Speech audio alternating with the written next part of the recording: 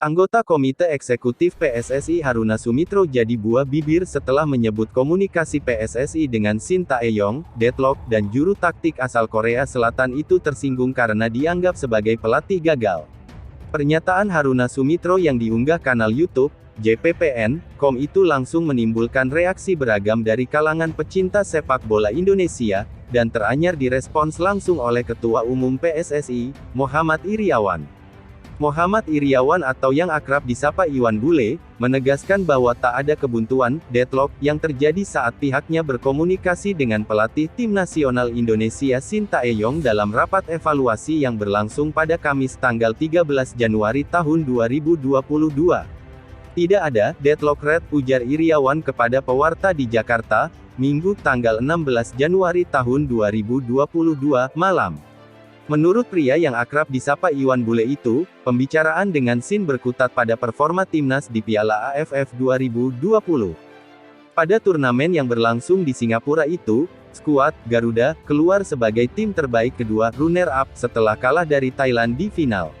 Namun, Iryawan menyebut bahwa rapat itu tak bisa dituntaskan lantaran Shin mengejar pesawat ke Bali. Juru taktik asal Korea Selatan itu berangkat ke Pulau Dewata untuk memantau pemain Liga 1 Indonesia yang akan dibawa ke Piala AFF U23 2022. Pertemuan belum maksimal karena Shin buru-buru harus ke Bali. Nanti akan diteruskan lagi secara rinci ketika dia kembali ke Jakarta, Red, tutur Iryawan.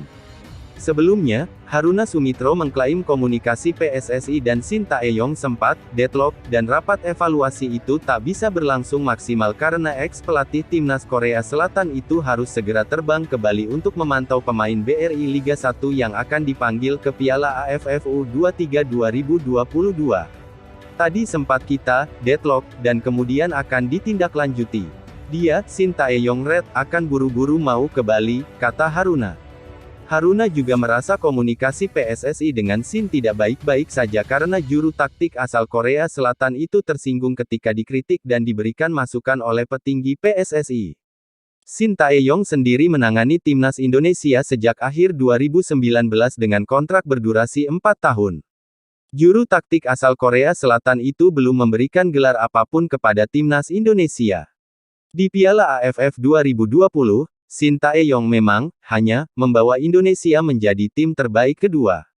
Akan tetapi, performa skuad Garuda banyak mendapatkan pujian lantaran diperkuat para pemain muda yang berusia rata-rata 23,8 tahun.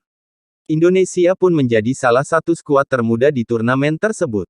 Kalau cuman runner-up, ya sebenarnya Shin Tae-yong ini sama saja dengan yang lain. Namun, karena hampir juara ya kami berharap bisa juara selanjutnya. Karena ada ekspektasi besar dari masyarakat, ujar Haruna. Sebelumnya, dalam wawancara dengan Antara, Sekretaris Jenderal PSSI Yunus Nusi juga menyebut bahwa PSSI puas dengan performa timnas Indonesia di Piala AFF 2020. Kami melihat ini positif. Para pemain timnas banyak yang baru berumur di bawah 23 tahun. PSSI memang menyiapkan timnas untuk masa depan dan inilah hasilnya, tutur Yunus ketika itu, demikian seperti dilansir dari Antara. That's caught in the crossfire.